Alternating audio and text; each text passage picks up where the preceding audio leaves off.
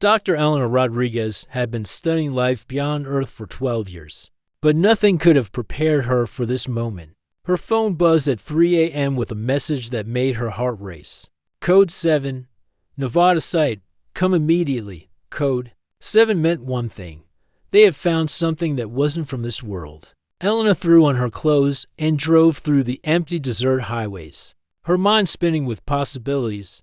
Was it a crashed meteorite with microscopic life? Maybe. Some kind of probe from another planet? She had dreamed of this day since she was a little girl looking up at the stars. When she arrived at the secret government facility, the scene was unlike anything she had imagined.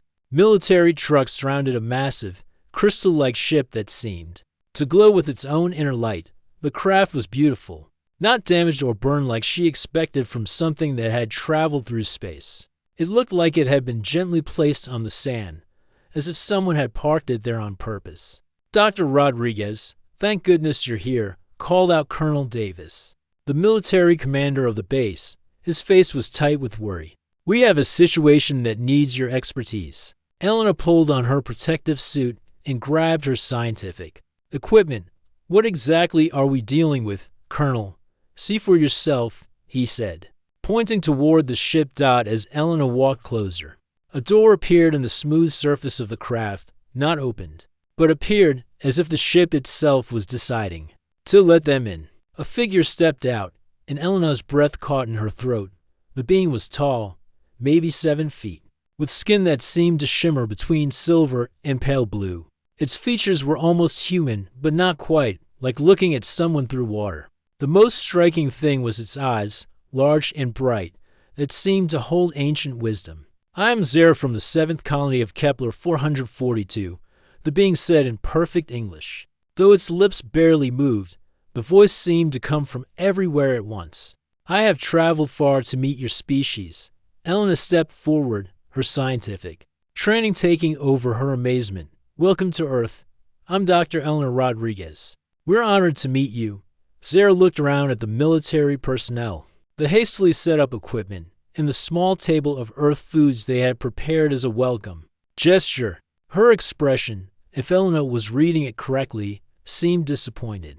Your species' attempts at hospitality are insufficient, Zara said, her voice cool and distant. You cannot satisfy me with these primitive offerings. The words hit Elena like a slap. Round her, she could feel the military personnel getting tense. Colonel Davis's hand moved closer to his radio, probably ready to call for backup. Elena tried to stay calm and professional. I apologize if our welcome isn't what you expected. We're new to this. Could you tell us what you need?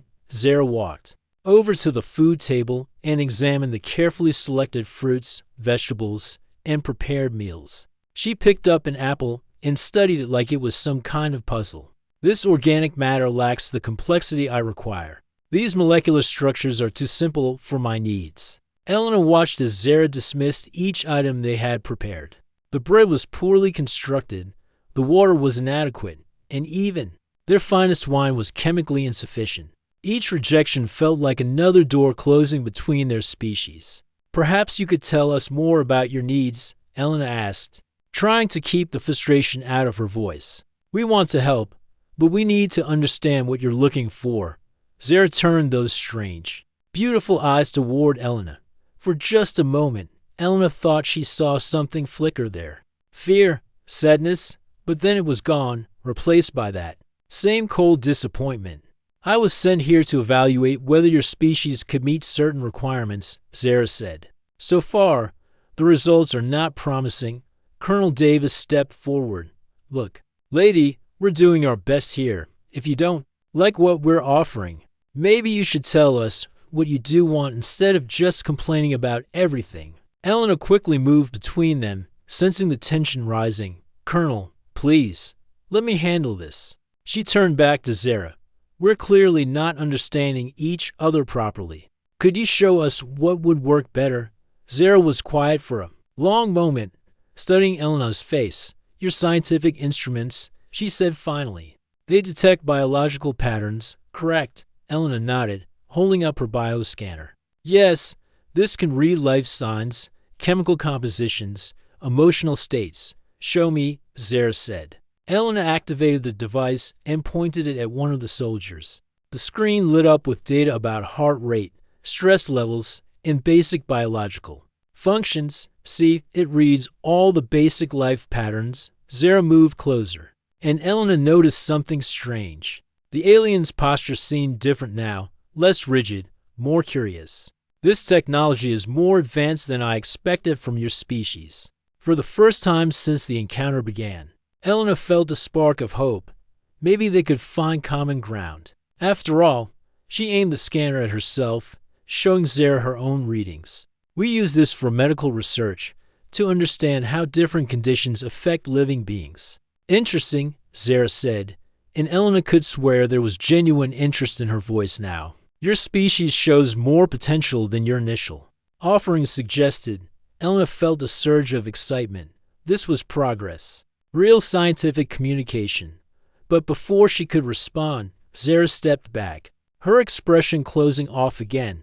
However, it is still not sufficient for my purposes. Zara said coldly, I require something your species cannot provide. The hope that had been building in Elena's chest crumbled. Around her, she could feel the other humans getting more frustrated and worried. What if this first contact was going to be a complete disaster? Colonel Davis spoke into his radio quietly, probably reporting back to his superiors that the alien visitor was being difficult. Elena knew that if this continued, they might decide to move Zara to a more secure location, ending any chance of peaceful communication. As Elena watched Zara turn away from them, something nagged at the back of her mind. There had been that moment when Zara seemed genuinely interested in the bioscanner. In those brief flickers of emotion she thought she had seen in the alien's eyes. Was there more to this story than Zara was telling them? Elena made a decision that would change everything. She secretly adjusted her bioscanner to its most sensitive setting and aimed it at Zara. When the alien wasn't looking, what she saw on the screen made her heart skip a beat. The readings showed something completely unexpected, something that changed everything she thought she understood about their mysterious visitor.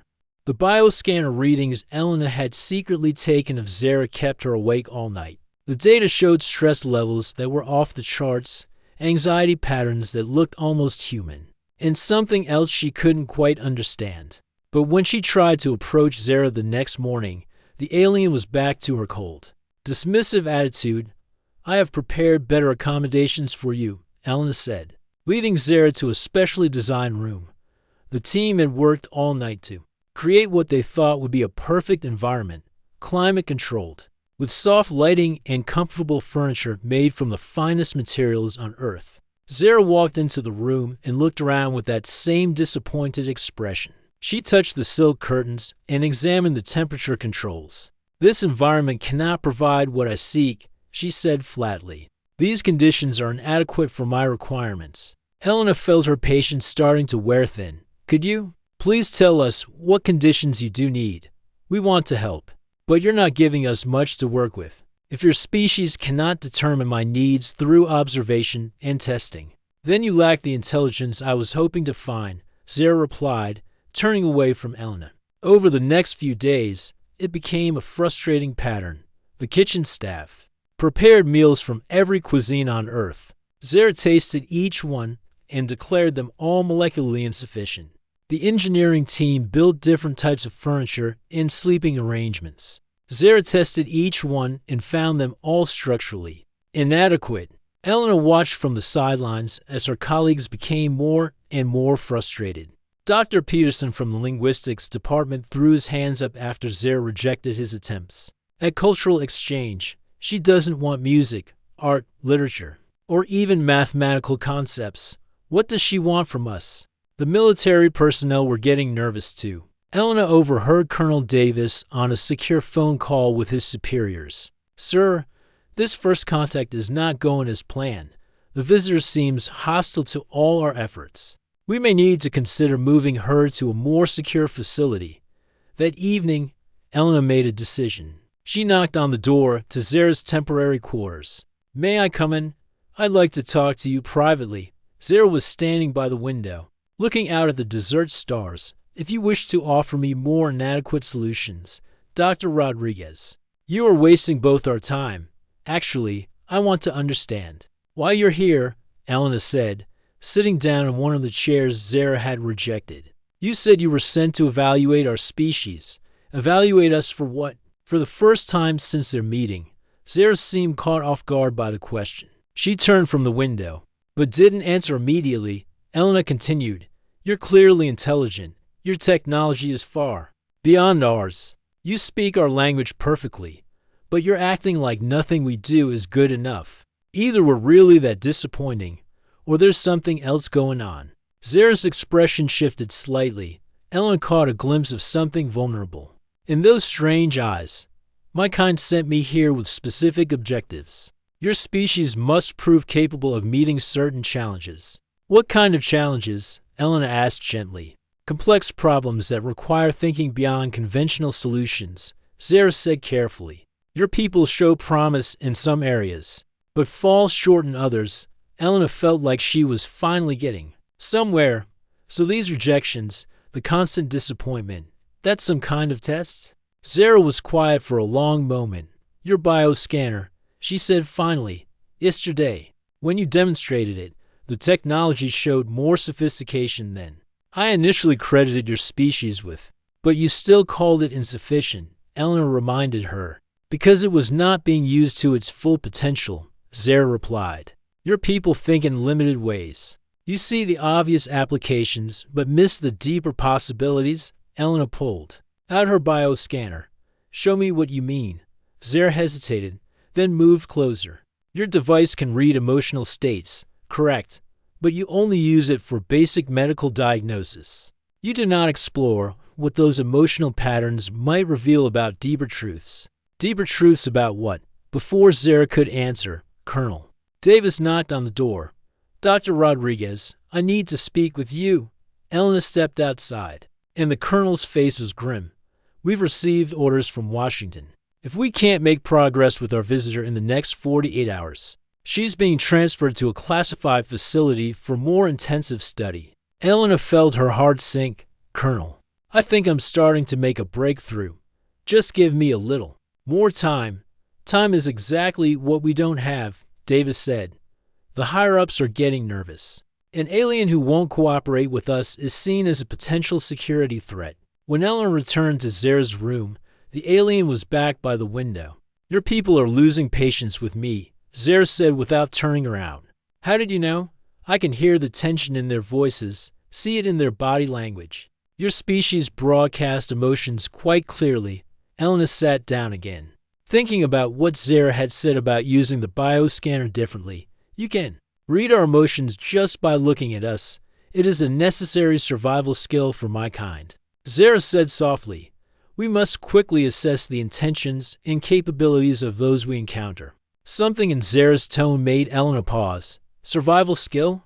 Are you in some kind of danger? Zara turned from the window, and Elena saw something in her expression that looked almost like panic. But it was quickly hidden behind that familiar mask of disappointment.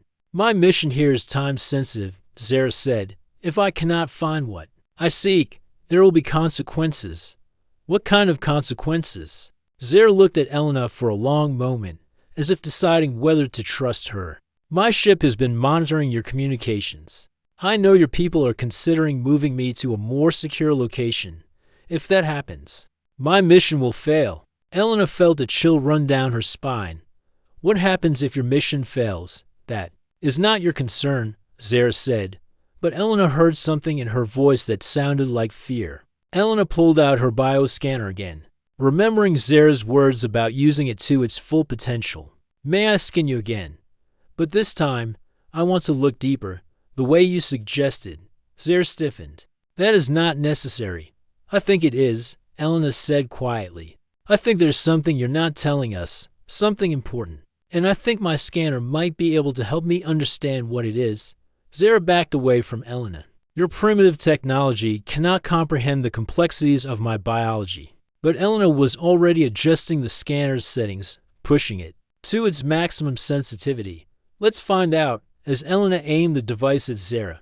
The alien's careful composure finally cracked. Please, Zara said, and for the first time, her voice sounded truly desperate. You do not understand what you are doing. Elena looked at the scanner's display and felt her world shift. The readings were unlike anything she had ever seen. But more importantly, they revealed a truth that changed everything she thought she knew about their mysterious visitor. The bioscanner's display showed readings that made Elena's hands shake. Zara's vital signs were all wrong. Her stress hormones were through the roof. Her neural activity showed patterns of extreme anxiety, and there was something else, something that looked like the biological signature of someone carrying a terrible burden. These readings, Elena whispered, staring at the screen, you're not disappointed in us. You're terrified. Zara slumped against the wall, her proud posture finally cracking. Your device is more capable than I realized, she said, her voice barely above a whisper. Elena set down the scanner and moved closer. Zara, what's really going on? Why are you here? For a moment, Zara looked like she might keep up the pretense. Then something in her seemed to break. My people are dying. Dr. Rodriguez. All of them. The words hit Elena like a physical blow. Dying. How? Zara's shimmering skin seemed to dim as she spoke. A cosmic radiation storm passed through our solar system 3 years ago. It left behind a type of energy that is slowly killing every living thing on our worlds. We call it the silent death because it gives no warning, no symptoms until it is too late. Elena felt her heart racing. How long do you have? Our scientists estimate 6 months before the first colonies fall completely, maybe a year before. Our home world becomes uninhabitable. But your technology is so advanced, Elena said. Surely you can find a cure, or evacuate, or something. Zara shook her head sadly. We tried everything our science could offer. Nothing worked. The radiation changes living tissue at a level we cannot repair. Our only hope was to find a species that had developed biological solutions we had not considered. So you came to Earth, Elena said, understanding starting to dawn. I was sent to dozens of worlds, Zara continued. Most had no intelligent life. A few had species that were too primitive to help. Earth was our last hope. Elena looked at Zara's defeated posture and felt a surge of anger. Then why have you been rejecting everything we offer? If we're your last hope, why are you acting like we're failures? Zara looked up with those haunting eyes. Because I was not sent here to ask for help. Dr. Rodriguez, I was sent here to test whether your species could solve impossible problems without being told what the problems were. That doesn't make any sense. It makes perfect sense to my people, Zara said bitterly. They believe that any species capable of helping us would instinctively understand our needs and develop solutions. Without guidance, they thought I could simply observe your responses to various challenges and determine if you had the right kind of thinking. Elena sat down hard in the chair. So every time you rejected our food, our hospitality, our attempts to make you comfortable, you were actually testing us to see if we could figure out you needed something completely different. Yes, Zara said quietly, and by their standards, your species has failed every test. But that's insane. Elena stood up, pacing the room. How could we possibly know what you needed if you didn't tell us? We're not mind readers. That is exactly what I have been trying to tell my people, Zara said. But they believe that truly advanced species develop intuitive understanding of other life forms. They think asking for help directly is a sign of weakness. Elena stopped pacing and looked at Zara. What happens when you report back that we failed their tests? Zara's silence was answer enough. They'll write off Earth completely, won't they? Elena said. They'll assume we can't help and look elsewhere. There's nowhere else to look. Zara said. Earth was the last viable option we found. Elena felt a chill run through her. So if we fail your people's tests, they'll just give up. And they will focus their remaining time on preserving what they can of our culture and knowledge, hoping that some distant future species might find value in what we leave behind. The weight of what Zara was telling her settled on Elena's shoulders, like a crushing burden. An entire civilization, maybe multiple civilizations across several worlds, were depending on Earth to solve a problem they didn't even know existed. Zara, Elena said carefully, what if we did know what you needed? What if I told you that your people's tests were flawed, and that humans might actually be able to help? If we understood the real problem, Zara looked up with something that might have been hope. Do you think that is possible?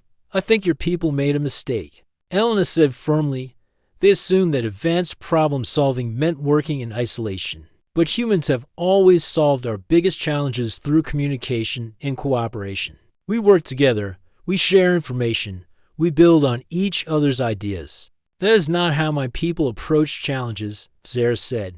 Maybe that's why they couldn't solve this one, Elena suggested.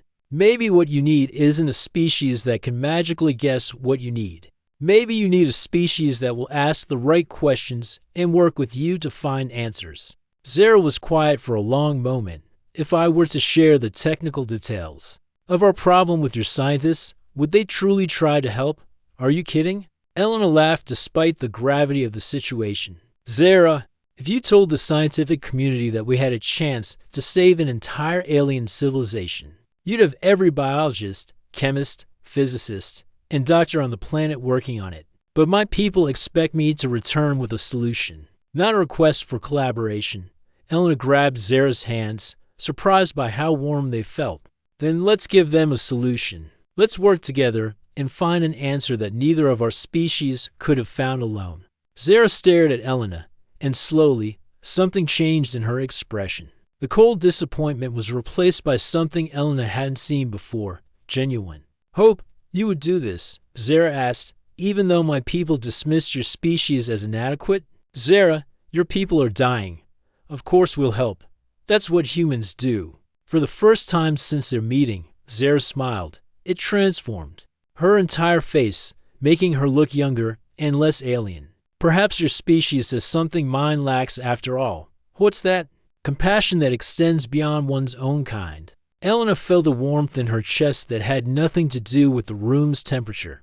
So will you? Tell me about this radiation problem. Will you let us try to help? Zara nodded, but then her expression grew worried again. There's one more problem, Dr. Rodriguez. My ship is programmed to return home automatically if I do not report success within a specific time frame. That deadline is tomorrow. Elena felt her heart sink. How long do we have? 18 hours. Zara said, if I cannot convince my ship's computer that I have found a viable solution, it will take me home whether I am ready or not. Elena looked at the bioscanner in her hands, then at Zara's hopeful but frightened face. 18 hours to save the civilizations. It should have been impossible. But Elena had spent her entire career studying life's ability to adapt and survive against impossible odds, and now, for the first time since Zara's arrival, she felt like they were finally working toward the same goal. 18 hours. Elena stared at the clock on the wall, feeling the weight of an entire civilization resting on her shoulders. She had convinced people to believe in impossible things before, but never with stakes this high. Tell me everything about this radiation, Elena said, pulling out her laptop. Every detail you can remember.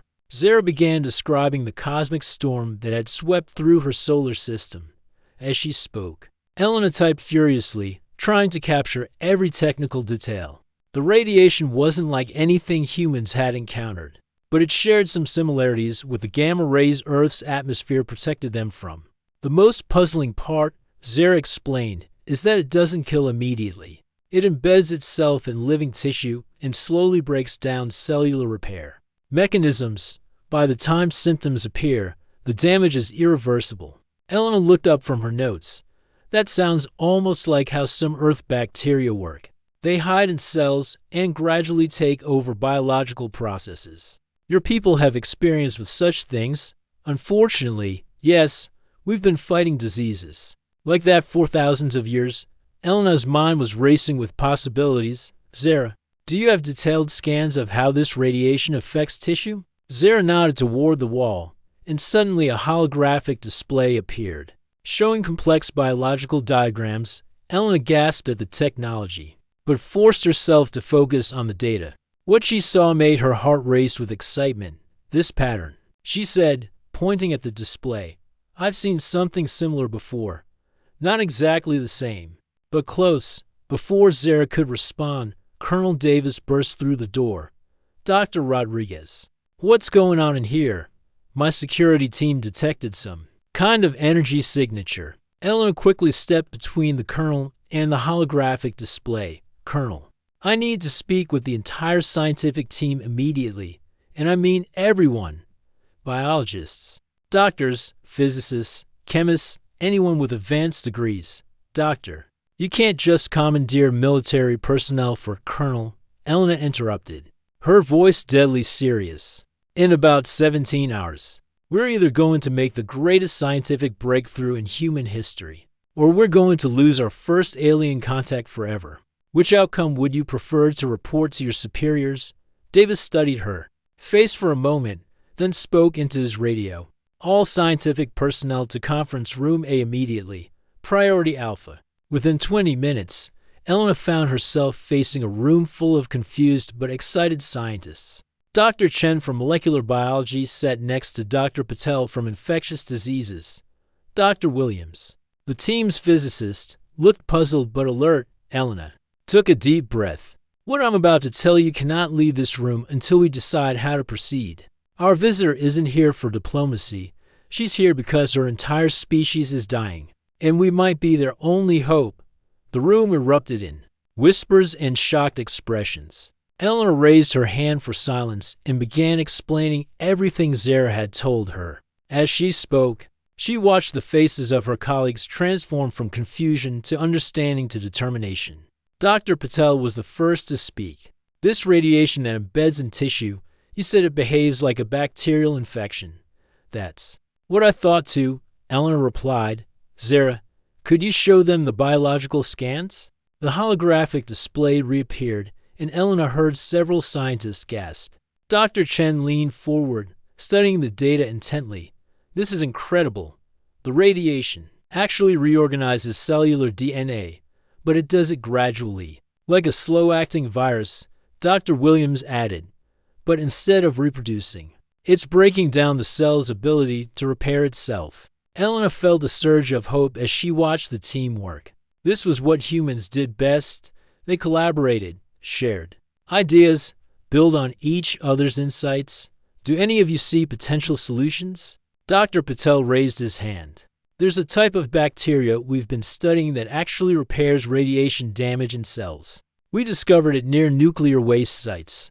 It's like nature's own cleanup crew. But would it work on this type of radiation? Dr. Chen asked, studying the holographic data.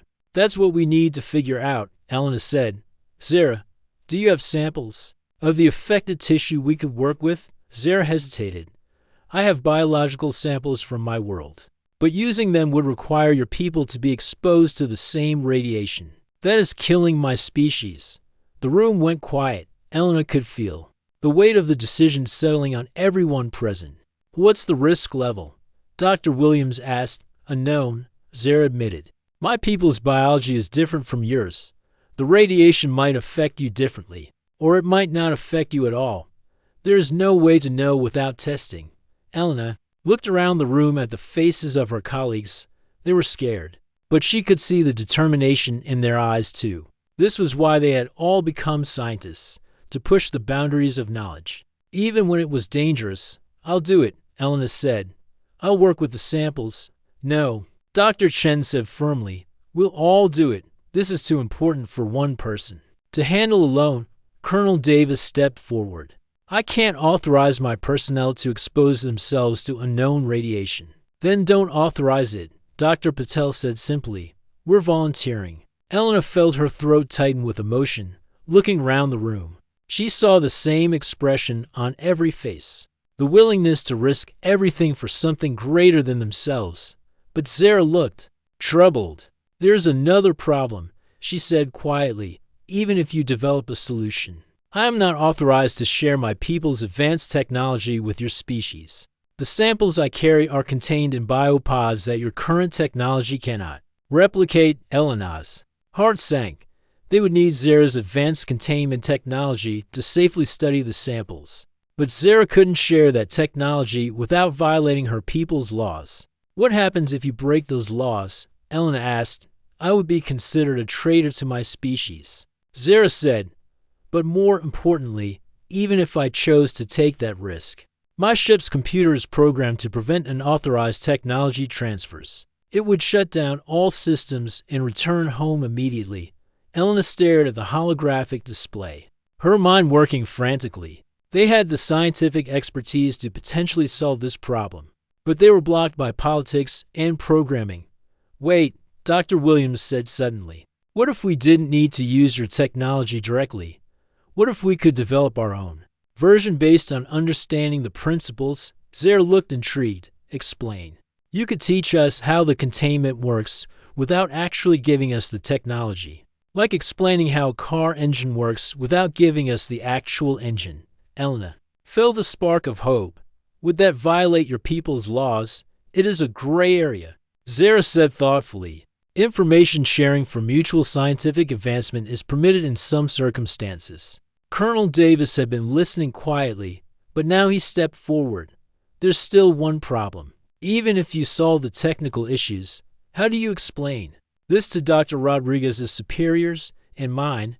They're expecting a report on first contact, not a secret research project. Elena looked at the clock. 16 hours left.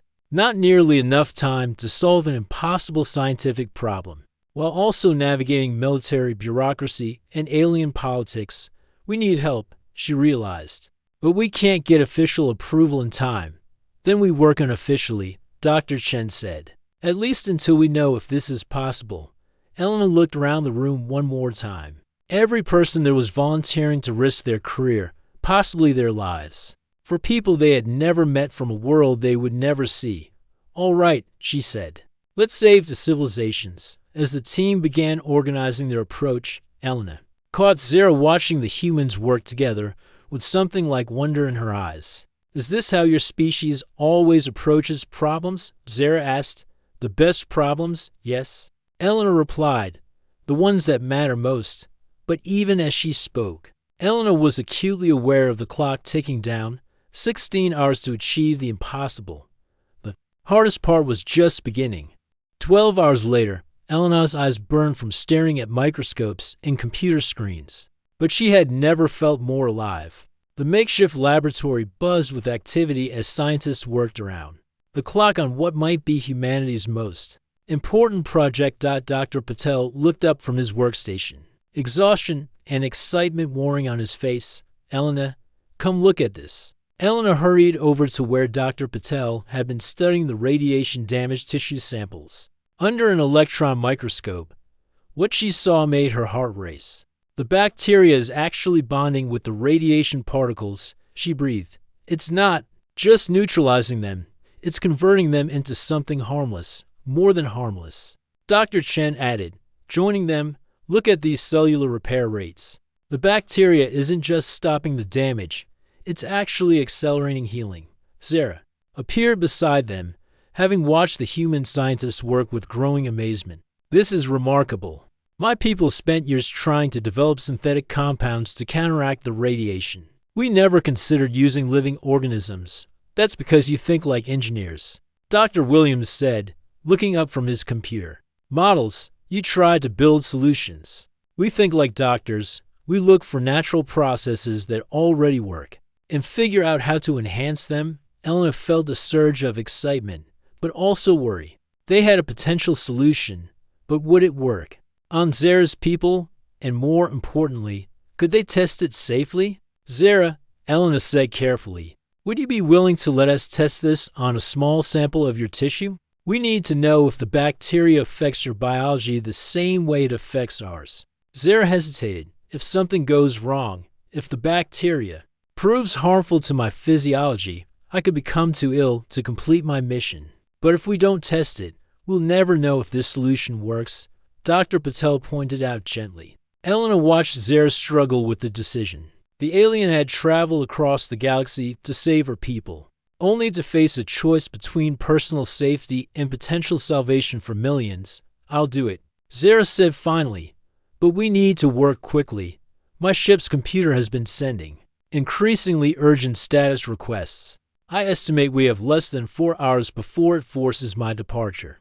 Dr. Chen prepared a tiny sample of the modified bacteria, while Elena calibrated her bioscanner to monitor Zara's vital signs. The entire Team gathered around as Elena carefully introduced the bacteria to a small sample of Zara's tissue. For several tense minutes, nothing happened. Then Elena's scanner began showing changes. "It's working," she whispered. "The bacteria is bonding with the radiation in your tissue and neutralizing it." But then the readings changed and Elena's heart sank. Zara's tissue was reacting differently than human tissue had. The bacteria was being rejected by her immune system. "It's not going to work," Dr. Williams said, reading the data over Elena's shoulder. Elena felt despair settling in her chest. They had been so close. "Zara, I'm sorry. The bacteria works on human tissue, but your biology is different." But Zara was studying the data with intense concentration. "Wait," she said. "Look at this pattern. The bacteria isn't failing. It's being stopped by my body's natural defenses." "That's what I said," Eleanor replied sadly. "No, you don't understand," Zara said, excitement building in her voice. "My people have technology that can temporarily suppress immune responses. If we combine your bacteria with our immune suppressors, it might work." Elena's head shot up. "But I thought you couldn't share your technology?" "I can't give you the technology," Zara said, her eyes bright with possibility. "But I can use it myself, on samples from my world, and then bring the treated samples back to my people." Dr. Chen leaned forward. "You mean you take our bacteria back to your world and use it with your own medical technology?" "Exactly. Your species provides the biological solution. My species provides the delivery method. Together, we create something neither of us could have achieved alone." Elena felt hope blooming in her chest again. "Would that satisfy your ships computer? Would it recognize this as a successful mission?" Zara was quiet for a moment, probably communicating with her ship in some way Elena couldn't detect. "Yes," she said finally. "The computer recognizes this as a viable solution that meets the mission parameters." The room erupted in cheers and excited chatter. Elena felt tears of relief stinging her eyes. They had actually done it in less than 18 hours. A team of human scientists had helped develop a cure for an alien plague. But as the celebration continued, Elena noticed Zara standing apart, looking thoughtful. "What's wrong?" Elena asked, approaching her new friend. "We solved it. Your people are going to be saved." "I know," Zara said softly, "and I'm grateful beyond words. But I am also realizing how wrong my people were about yours." "What do you mean?" Zara gestured toward the bustling laboratory. "My people sent me here to test whether humans could solve complex problems through observation and intuition alone. When you failed those tests, we concluded that your species lacked advanced problem-solving capabilities." Elena nodded. "But we don't work that way." "No, you don't," Zara agreed. "You work through communication, collaboration, and compassion. When I told you my people were dying, you didn't hesitate to help. Even though we had dismissed and insulted you, that's just what humans do," Elena said. "When someone needs help, we help if we can. My people have lost that ability," Zara said sadly. "We became so focused on individual achievement and intellectual superiority that we forgot the value of working together. If we had simply asked for help instead of testing you, we could have found this solution years ago." Elena put her hand on Zara's shoulder. "Maybe this experience will help your people remember." Zara smiled, that same transformation Elena had seen before. "I think it will. When I return home with this cure, I won't just be bringing a solution to our plague. I'll be bringing a new way of thinking about problems and relationships."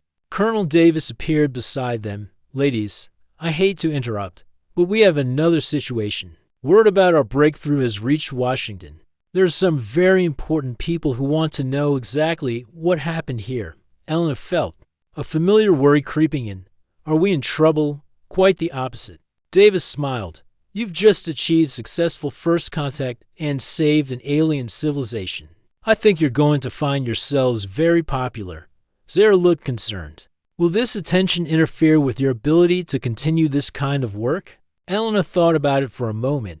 "Actually, I think it's going to make it easier. Once people understand what we accomplished through cooperation, I suspect we'll have a lot more support for future projects over the next few hours." Elena watched Zara prepare for her journey home. The alien carefully packaged samples of the bacteria, along with detailed notes about how the human team had developed a solution. "Will we see you again?" Elena asked as Zara prepared to board her ship. "I hope so," Zara replied. "My people will want to establish formal relations with yours. And personally, I would very much like to continue our friendship." Elena felt a warm glow in her chest. "I'd like that too." As Zara's ship prepared for departure, Elena reflected on everything that had happened. 3 days ago, she had been a xenobiologist studying the possibility of life beyond Earth. Now she was Earth's first interstellar diplomat and had helped save an entire civilization. But more importantly, she had learned something valuable about both species. Humans weren't inferior because they needed to communicate and collaborate to solve problems. That was actually their greatest strength. And Zara's people weren't superior because they valued individual achievement. They had nearly died because of that very attitude. Zara's final words echoed in Elena's mind as the ship lifted silently into the desert sky. "You couldn't satisfy me because I was asking the wrong questions. What you did instead was show me what I truly needed, not a perfect solution, but a perfect collaboration." Elena smiled as she watched the ship disappear into the stars. Tomorrow, she would have to deal with government officials, media attention, and the massive implications of successful first contact. But tonight, she was content knowing that somewhere in the galaxy, an entire civilization would survive because the species had learned to work together. The universe, Elena realized, was much more friendly than either species had dared to hope.